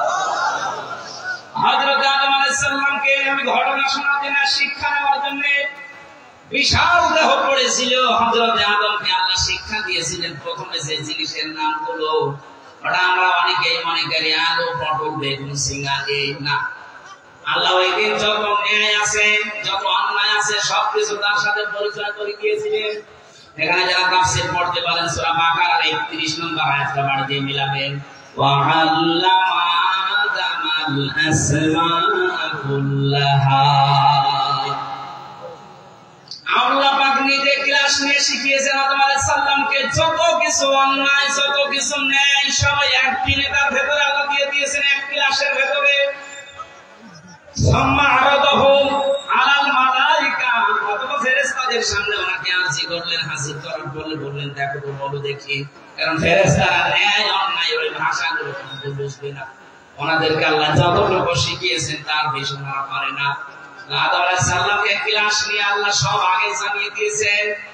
হযরত আদমকে এবার ডাক দিয়ে বললেন দেখো, আদমকে জিজ্ঞাসা করো যত ন্যায় আছে দুনিয়া শুরু থেকে কিয়ামত পর্যন্ত সব ন্যায়, সব অন্যায়ের পরিচয় আমার আদম বলতে পারবে।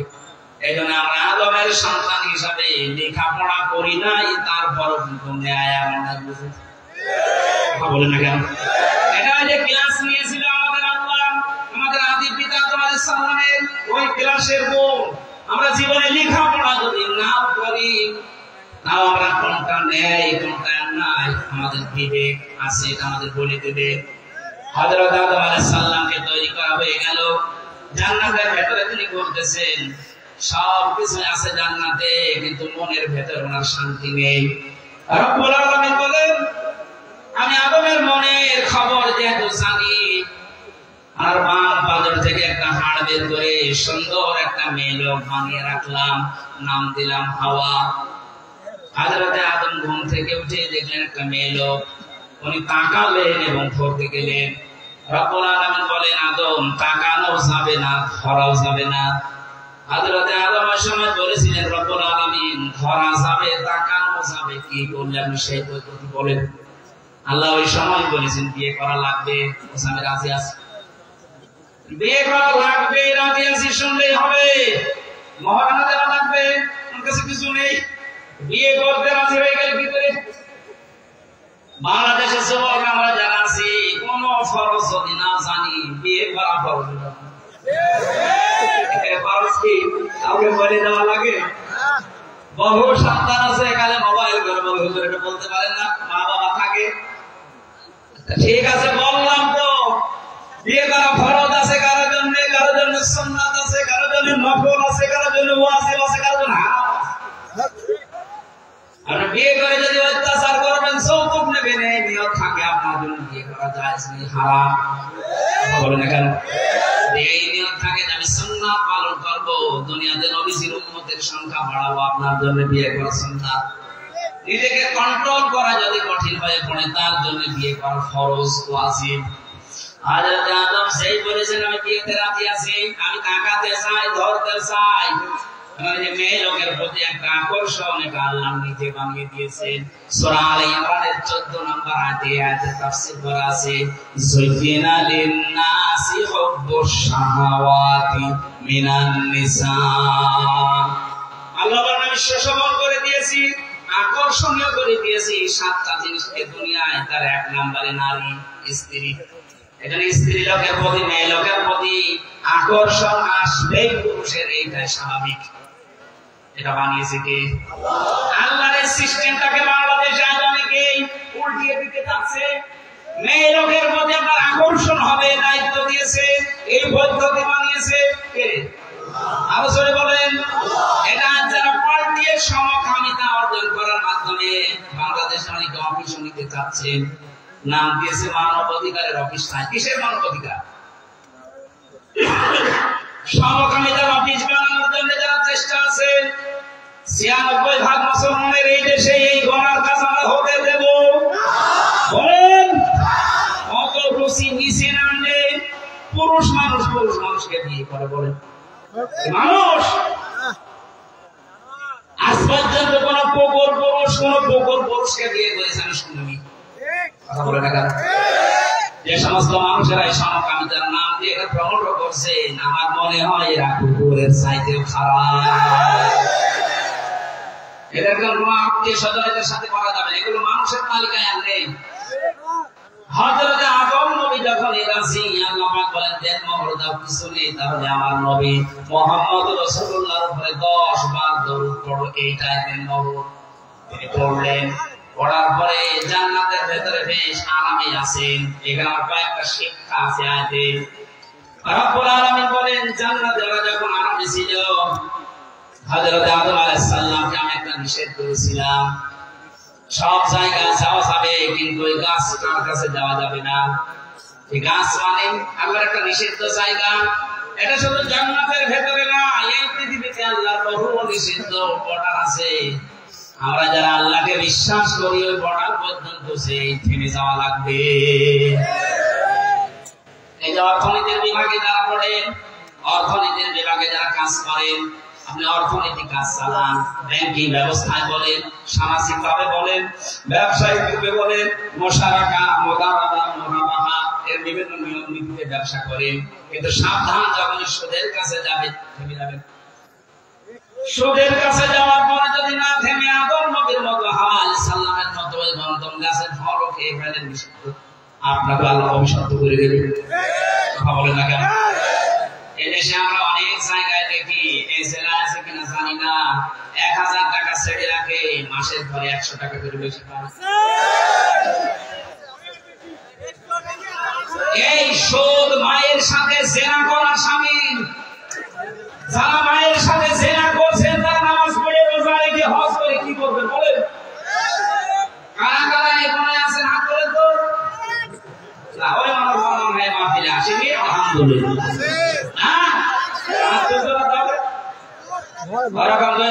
মাহফিলে আসে বলছে না, ঠিক আছে। যদি কেউ এরকম কাছে থেকে থাকে, নয় এখানে লজ্জার খাতিরে তুলছেন না, কি আমাদের কোটি কোটি মানুষ থাকবে, আপনার এখানে লেখা থাকবে শুদ্ধ। মায়ের সাথে জেনা করে যেরকম লেখা থাকবে, তখন আপনার লজ্জা লাগবে না? কার জন্য কি করে যাচ্ছেন দুনিয়ায়? আপনার স্ত্রী, আপনার সন্তান, আপনার ছেলে মেয়ে, মা বাবা হয়তো আপনার এই সুদের টাকা, অবৈধ টাকা ভোগ করার জন্য যারা দুই পায়ে খাড়া আছে, কিন্তু সুদের জন্য যে জেনার গোনা হয়, এটা আপনার সন্তান নিতে রাজি। কথা বলেন, এই ধোকায় যেন পড়ে না থাকে। যতটুকু আছে না খেয়ে মরে যান, মরার পরে জান্নাত পাবেন। সুদের সাথে জড়িত হয়ে 1000 টাকা দিয়ে রাখেন। আমাদের কুষ্টিয়া এলাকায় আছে 1000-এ 100 টাকা বেশি নেয়, এদিকে মানে আরো বেশি, 250। হযরত আদম নবীকে আল্লাহ ডাক দিয়ে বললেন এখানে যাওয়া যাবে না। أقولنا يا آدم اسكن أنت وزوجك الجنة وكلا منها رغدا حيث شئتما ولا تقربا هذه الشجرة فتكونا من الظالمين মোটামুটি করছে কারা এরা খুব জরুরি না গেছে একটু জিজ্ঞাসা করেন খুব জরুরি হলে ছেড়ে দিন আর হালকা জরুরি হলে আরে আধা ঘন্টা বসে রাখেন যুবক মানুষ চলে যাচ্ছ না 1.5-2 ঘন্টা বসে থাকতে পারবো না বিয়ে দিলে ভোট দেখবে আমি আর নিজে নাম যুবক মানুষ জানো না স্যার বুড়ে মানুষ একটা চলে যাচ্ছে ওর বউ না দেখলে অসুবিধা নেই আল্লাহ তাকে ডাক দিয়েছিলেন হে আদম বিয়ে যখন হয়ে গেছে বউ নিয়ে এবার তোমার বাড়ি যাও জান্নাত আমাদের বাবার বাড়ি কি কথা বলে না কেন জান্নাত আমাদের আরো জোরে বলে জান্নাত আমাদের জান্নাত আমাদের এই আয়াত থেকে শিক্ষা বিয়ে করার পরে বউ নিয়ে বাবার বাড়ি যাওয়া লাগবে আমরা নিজেরা ঘটনা দিই এলাকায় ঘটনা আছে না না ঘর জমা থাকবে কেন বউ নিয়ে আর নিজের বাড়ি বাবার বাড়ি যাওয়া লাগবে এটাই কোরআনের নিয়ম হযরত আদম নিয়ে গেলেন বাবার বাড়িতে আল্লাহ পাক বলেন দাঁড়া বাড়িতে ঢোকার পরে কয়েকটা কাজ করা লাগবে বিয়ে করে যা বাড়িতে নিয়ে আসে এই যে কয়েকটা কাজ আছে রব্বুল আলামিন প্রথমেই দিয়েছেন তাদের কাজ আনতা ওয়াসাবুকাল জান্নাতা ওয়াকুলা আরবি গ্রামার যারা বোঝে এটা শুধু কি বসন কোন দেয় কোলা আল্লাহ বলেন আদম অকোলা তোমরা দুইজনে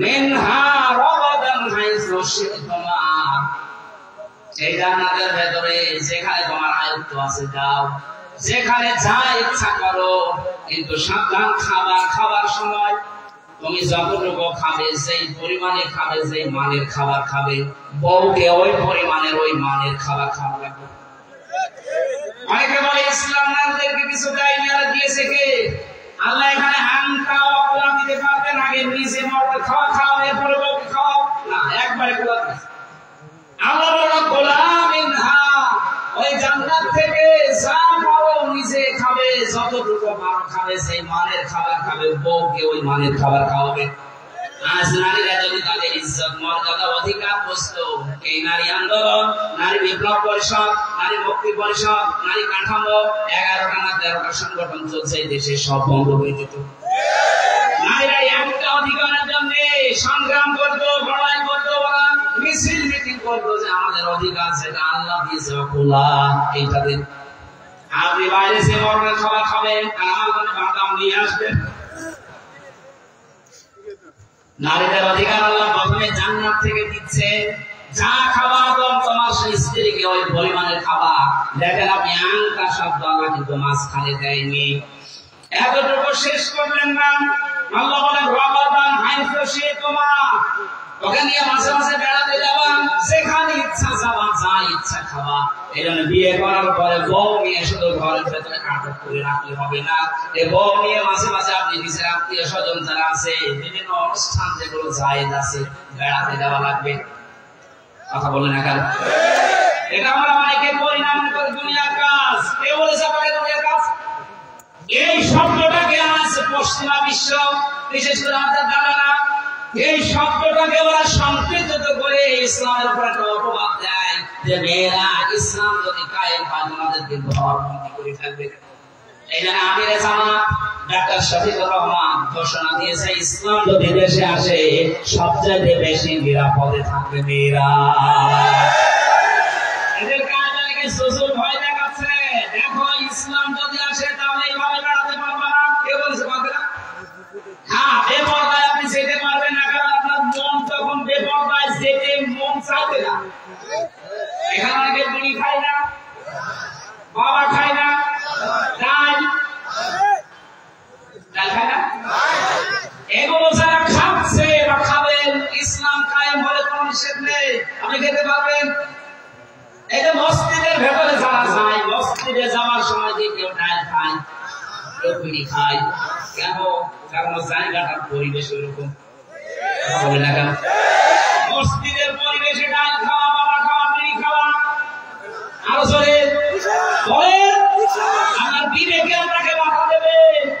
ইসলাম যদি ৫৬,০০০ বর্গ মাইলে কায়েম হয়, পুরা এলাকায় হয়ে যাবে জান্নাতের মতো, পুরাটা হয়ে যাবে আল্লাহর ঘর মসজিদের মতো। বেপরদায় চলতে মনে চাইবে না, সবাই বোরকা পরে বের হয়। আমিও খাবো, কেউ বাবা খায় না, আমিও খাবো না, কারণ বাবা আপনার খাওয়ার মতো রুচি আসবে না।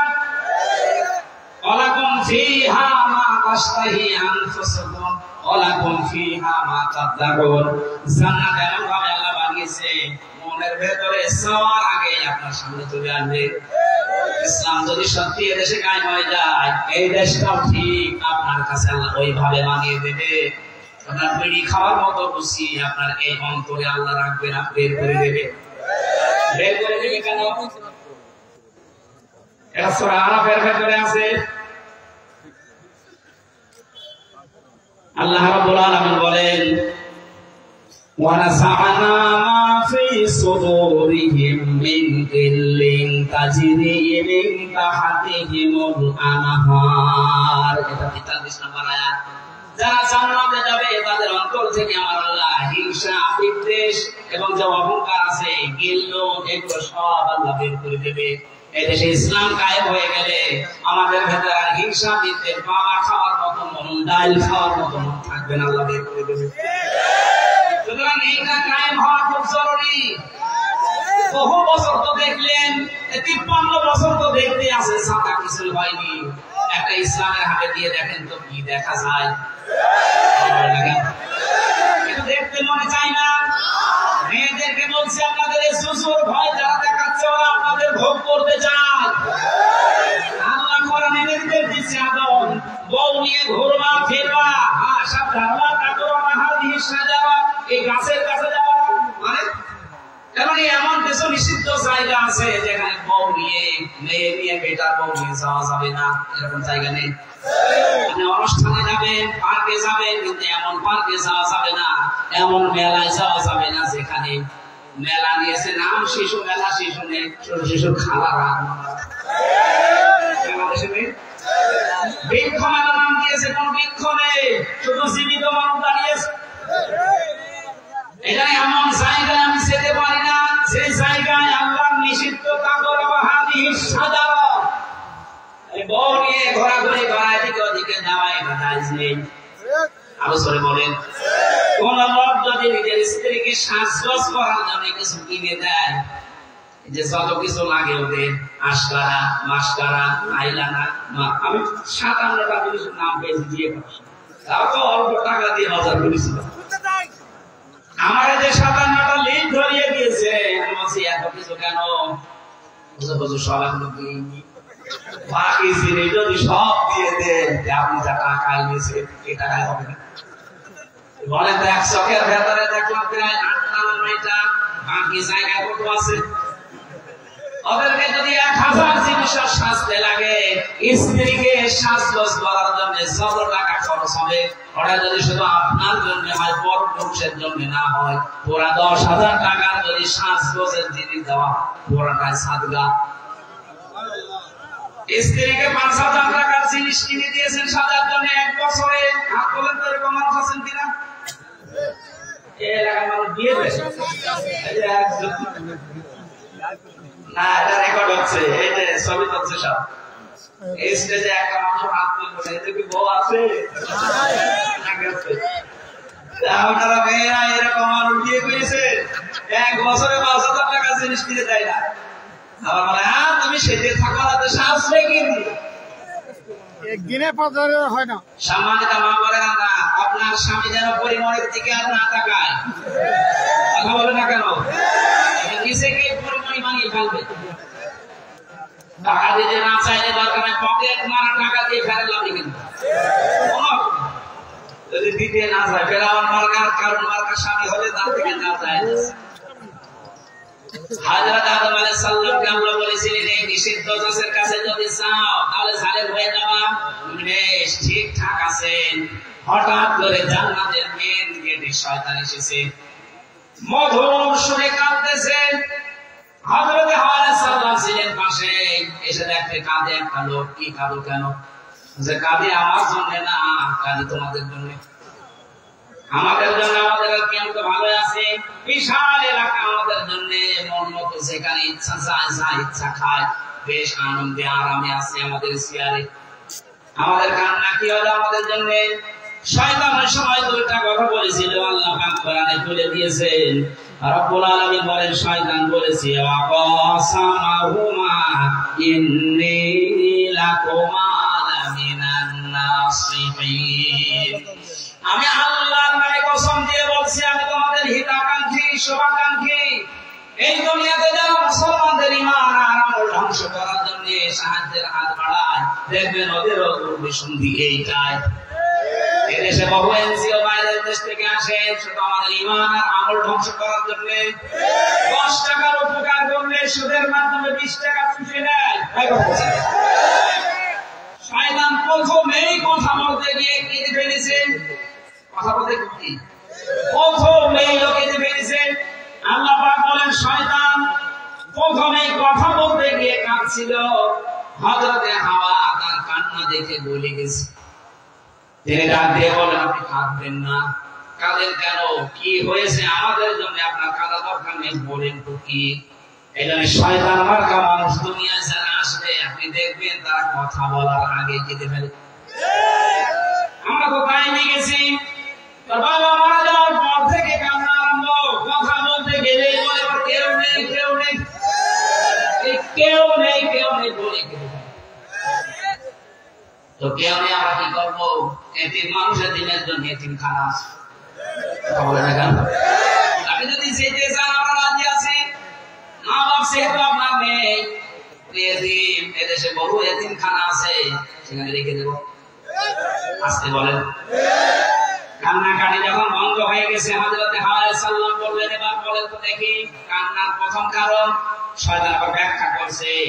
1 নম্বরে শয়তানের ব্যাখ্যা ছিল এই, দেখেন আমি কাঁদি আপনাদের জন্য এই কারণে, আমি গোপন সূত্রে জানতে পেলাম যে আরামে আপনারা আছেন, আরামে আপনাদেরকে আল্লাহ রাখবে না, এখান থেকে বের করে দেবে। মেয়েদের অভ্যাস এটা কোরআনে আছে।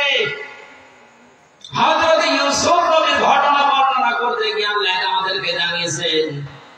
আর আলোচনাকে লম্বা হয়ে যাচ্ছে, বললে তো এখন বলতে পারবো না, তারা তো শরীর বাঁচাতে হবে। হযরত আদম আলাইহিস সালাম, ইউসুফ আলাইহিস সালামের জামানায় যে ঘটনাটা আমরা একটু ইঙ্গিত দিই, ইন্না কাইদাকুন্না আসীম। আল্লাহ পাক বলেন, মেয়েদের চক্রান্ত বড় ভয়ঙ্কর। এই সময় সেই বলেছে যে আপনাদেরকে আরামের জায়গায় আল্লাহ থাকতে দেবে না, আমি গোপন সূত্রে সংবাদ পেয়েছি, কখনো উল্টে গেছে। কি এত আরামের চেয়ারে থাকতে পারবো না মানে কি করা লাগবে আপনি তাই বলেন। আজও বিশ্বে তাকান, সেই দেশে মেয়ে লোকের কাছে শয়তান এই প্ররোচনা দেয় যে আরামে আসো, আরামে কিন্তু থাকতে পারবো না, বিদায় করার চিন্তা ভাবনা চলছে। তখনই ওকে নিয়ে যায়, তখনই বলে কি করা লাগবে বলেন। দরকার হয় হাজার মতো মানুষকে বছরের পর বছর জেলে আটকে রাখবো, মেরে ফেলবো, তাও আমার থাকা লাগবে। এরকম বহু মানুষকে রেখেছে আর রাখে নাই। এগুলোকে বৈধ না অবৈধ কাজ। এটা বিনা কারণে একটা মানুষকে কষ্ট দেওয়া বৈধ না অবৈধ কাজ। আল্লাহর নিষিদ্ধ করা তখন ওরা পার করে ফেলে। যেই হযরত আদম আসলেন, ডাক দিয়ে বলে, স্বামী তুমি তো জানো না আরামের জায়গায় রাখে থাকা যাবে না। কেন? এই গোপন ভিত্তিতে একটা আল্লাহ ভালো মানুষ এসেছিল, আমাকে জানিয়ে গেছে, চলো এই গাছের গন্ধম, গাছের ফল খাওয়া লাগবে। হযরত আদম তখন 3 বার নিষেধ করেছিলেন, না এটা করা যায় না, আল্লাহর নিষেধ।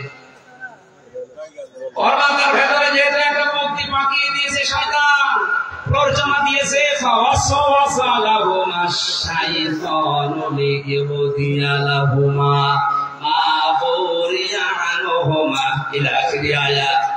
আল্লাহ পাক বলেন, আদম নবী আলাইহিস সালাম রাজি যখন হচ্ছিলেন না, যেহেতু টার্গেট করেছে শয়তান মহিলাকে, এই জন্য মহিলাকে টার্গেট করার কারণে মাথার ভেতরে ঘোর পাক খাচ্ছে, কখন আমার এই আরামের জান্নাত হারিয়ে যায়।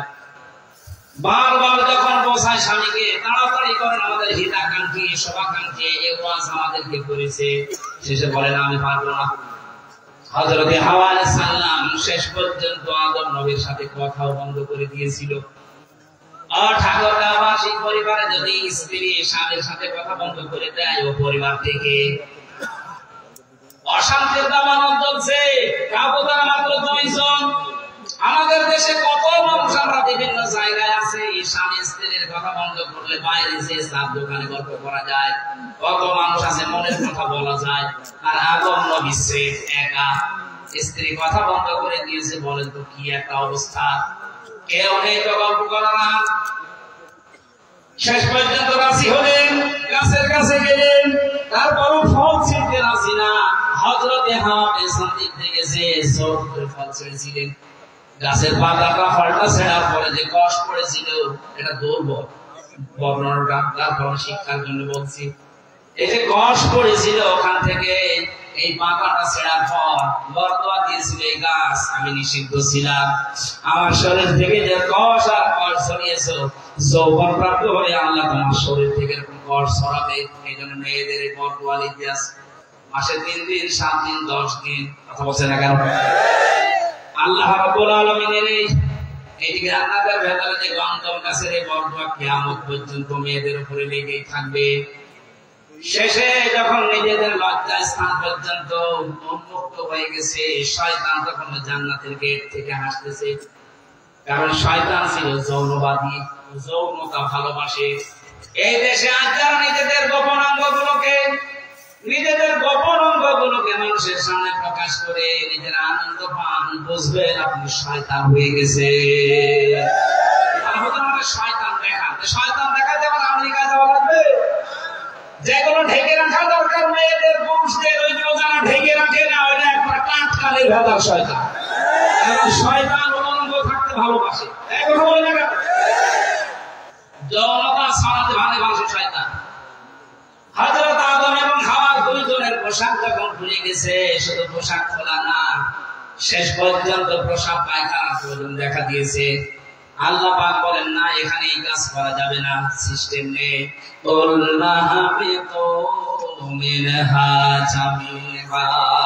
চলে যাও, সবাই মিলে আমার জান্নাত থেকে নেমে যাও। এখানে সবাই মানে আদম হাওয়া এবং তাদের সন্তানরা আরো শয়তান, সবাইকে নামিয়ে দিলে। পৃথিবীতে আসার পরে তারা 300-350 বছর পর্যন্ত কেঁদেছিল। হযরত আদম আলাইহিস সালাম শেষ পর্যন্ত রব্বানা যালামনা আনফুসানা ওয়া ইল্লাম তাগফির লানা ওয়া তারহামনা লানাকুনান্না মিনাল খাসিরিন। এই দোয়াটা 350 বছর পর্যন্ত তিনি পড়ার পরে শেষ পর্যায়ে মুহাম্মদ রাসূলুল্লাহ রাসূলুল্লাহ মাফ পেয়ে গেছে। ওই যে আসার পরে আমার আল্লাহ বলেছিলেন চোখে চোখে আমার বাণী পাঠাবো। শেষ পর্যায়ে লাস্ট ভাষণে কোরআন এসেছে, এটা কিয়ামত পর্যন্ত থাকবে। আমান তাবিয়া ফাতায়া ফালা খাউফুন আলাইহিম ওয়া লা হুম ইয়াহজানুন। এটা যারা অনুসরণ করে চলতে পারবে তাদের দুনিয়ায় কোনো ভয় নেই, চিন্তা নেই। এই মানুষগুলো চোখ বন্ধ হলে আবার ওই বানানো বাড়িতে ফিরে যেতে পারবে। ধরে বলেন সুবহানাল্লাহ। শয়তান এবার আল্লাহকে বলেছে, আল্লাহ আমি কিছু পেলাম না, তুমি আমাকে কয়েকটা জিনিস দাও, কারণ তোমাকে আমি 1000 বছর 900 বছর পর্যন্ত তোমার আমি সেজদা দিয়েছি, এত সেজদা দিয়েছি, সেজদার বিনিময়ে আমি কিছু চাই। আল্লাহ এই 3টা জিনিস দিতে রাজি হয়েছিলেন। 1 নম্বরে শয়তান বলেছে ওয়ালাম সিরনি ইলা ইয়াউমি ইউবাসুন, আমি বাঁচতে চাই, কিয়ামত পর্যন্ত আমার হায়াত বাড়িয়ে দাও। আল্লাহ বলেন দিলাম। আপনি তাকান, দুনিয়ায় যারা বেশি দিন বেঁচে থাকার আকাঙ্ক্ষা করে, এগুলো এক প্রকার শয়তান। দেখবেন শয়তান মার্কা মানুষগুলো শুধু বেঁচে থাকার আকাঙ্ক্ষা বেশি। তাছাড়া যারা আল্লাহওয়ালা মানুষগুলো দুনিয়ায় বেশি দিন বেঁচে থাকতে চায় না, ওরা চায় যত তাড়াতাড়ি বিদায় নিতে পারি, তত তাড়াতাড়ি আমার মালিকের সাক্ষাৎ পাওয়া যাবে। শয়তান 2 নম্বরে বলেছিল ক্বালা ইন্নাকা মিনাল মুনসারিন ক্বালা ফাবিমা আওয়াইতানি লা তুরদান্না লাহুম সিরাতাকাল মুস্তাকিম। হে আল্লাহ, আমি ক্ষমতা চাই, পাওয়ার চাই, টাকা পয়সা চাই। আল্লাহ বলে দিয়ে দিলাম, যা তাম দুনিয়ার দিকে তাকাবেন, শয়তান মার্কা মানুষ যারা তাদের টাকা পয়সা অর্থ সম্পদ ক্ষমতা বেশি। 3 নম্বরে বলেছিল তোমার বান্দাদেরকে ধোঁকা দিয়ে বোকা বানিয়ে আমি আমার সাথে জাহান্নামে নেওয়ার জন্য সবচাইতে ভালো ভালো রাস্তার মোড়ে মোড়ে অবস্থান করব। এজন্য শয়তান সিনেমা হলের সামনে থাকে না, শয়তান রাজবাড়ি দলন্ত ঘাটে যায় না। তো জানে যে এখানে যারা আসবে আমার ভাই ভাই, শয়তান যায় কোথায়? এই যে গড়িয়া ফাজিল মাদ্রাসা, গড়িয়া কলেজ ময়দানে কোরআনের অনুষ্ঠান হচ্ছে, ও জানে যে এখানে গেলে মানুষের পরিবর্তন এসে যেতে পারে। বিভিন্ন মোড়ে মোড়ে মানুষকে উল্টা পাল্টা ফতোয়া দিচ্ছে, এখানে যাবা আমরা রাজনীতি করবে, এটা বলছেন না। এরকম মানুষ মোড়ে মোড়ে নেই, আপনি শয়তানি দেখতে পান না। চলে আমি আপনাকে দেখাচ্ছি। আল্লাহ রাব্বুল আলামিন আমাদেরকে যে বাড়ি থেকে দাঁড়িয়ে দিয়েছেন, ওটা আমার বাবার বাড়ি। ওখানে যাওয়ার জন্য যেহেতু এই কালাম এসেছে, এটা অনুসরণের মাধ্যমে ওখানে যাওয়া লাগবে। আল্লাহ যেন ওখানে যাওয়ার মতো যোগ্যতা আমাদের দান করেন, বলেন আমি সেলখানায় বসে কিছু নোট করেছিলাম, ওটা বাইরে এসে আমার লিখেছি বই আকারে, পারিবারিক জীবন নিয়ে দাম্পত্য কলহ এবং সমাধান। ওই যে গাড়িটা আছে, সাদা গাড়ি, যাওয়ার সময় মেয়েদের জন্য নিয়ে যাবেন ওখান থেকে, কাজে লাগবে ইনশাআল্লাহ। আল্লাহুম্মা আমিন। লা ইলাহা ইল্লা আনতা সুবহানাকা ইন্নী কুনতু মিনাজ জালিমিন। আল্লাহুম্মা গফিরলি ওয়ারহামনি ওয়াহদিনি ওয়াফিনি ওয়ারযুকনি ইয়া রাব্বাল আলামিন। আস্তাগফিরুল্লাহ আল্লাযী লা ইলাহা ইল্লা হুয়াল হাইয়ুল কাইয়্যুম ওয়া আতুবু ইলাইহি। লা হাওলা ওয়া লা কুওয়াতা ইল্লা বিল্লাহিল আলিয়্যিল আযীম। লা ইলাহা ইল্লা আনতা সুবহানাক ইন্নী কুনতু মিনাজ জালিমিন। রব্বুল আলামিন ঠাকুরগাঁও জেলার গড়িয়া বাজারে ইসলামী সমাজ কল্যাণ পরিষদ কর্তৃক আয়োজিত তোমার কোরআনের অনুষ্ঠানে যারা শ্রম দিয়েছে, যারা টাকা দিয়েছে, এদের টাকাগুলো ওসমানের মতো কবুল করে নাও। এবার ফিরে পুরুষ যারা আমরা এসেছি, আমাদেরকে ওমরের মতো, হযরতে ফাতেমার মতো বানিয়ে দাও। আমাদের প্রধান অতিথি শ্রদ্ধাভাজন বড় ভাই দেলাওয়ার হোসেন, আল্লাহ তুমি কোরআনের পাখি দেলাওয়ার হোসেন সাইদের মতো কবুল করে নাও। এবং ফিরে যত অতিথি এসেছে, আমি নাম জানি না অনেকের, আল্লাহ তোমার কুদরতি খাতায় তাদের নাম লিখে নাও। মাওলানা হুসাইন কথা বলেছে, মাওলানা হাসুন, আল্লাহ অনেকের বাবা নেই, তাদের বাবাকে কবরে মাফ করে দাও। আমার মা বাবা বেঁচে আছে, তাদেরকে তুমি হায়াতে তাইয়্যিবা সিহাতে কুল্লিয়া দান করো। আমি নিজে অসুস্থ, আল্লাহ কথা বলবো না বলতে অনেক কথা বলে ফেলেছি। যতটুকু বলবো আমাদের জীবনে আমল করার তৌফিক দাও। রব্বুল আলামিন তোমার যে বান্দার মাধ্যমে এই পঞ্চগড় ঠাকুরগাঁও দিনাজপুর নীলফামারী আমি কোরআনের দাওয়াত নিয়ে আসি, মাওলানা সুলতান আহমেদকে কবুল করো, তার জীবনের অভাব দূর করে দাও। বড় ভাই আশরাফুল ইসলাম, তার সন্তান আদি স্ত্রী পুত্র যারা আছে মঞ্জুর করো। তার যে স্ত্রী মারা গেছে, আল্লাহ তুমি কবরে জান্নাত দিয়ে দাও।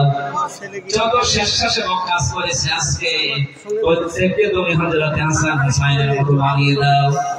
এলাকায় যত মানুষ কবরে আছে, কবরগুলো জান্নাতুল ফেরদাউস বানাও। মির্জা ফখরুল ইসলাম আলমগীর সাহেব দোয়া চেয়েছে, আল্লাহ তুমি তাকে হেদায়েতের সর্বোচ্চ মাকাম দান করো। মেহেরবানি করে আল্লাহ তুমি তাকে হেদায়েত দিয়ে দাও। বারাকাল্লাহু লানা ওয়া লাকুম ফিল কোরআনিল আযীম। মরণ আসলে যেন পড়ি লা ইলাহা ইল্লাল্লাহু মুহাম্মাদুর রাসূলুল্লাহ।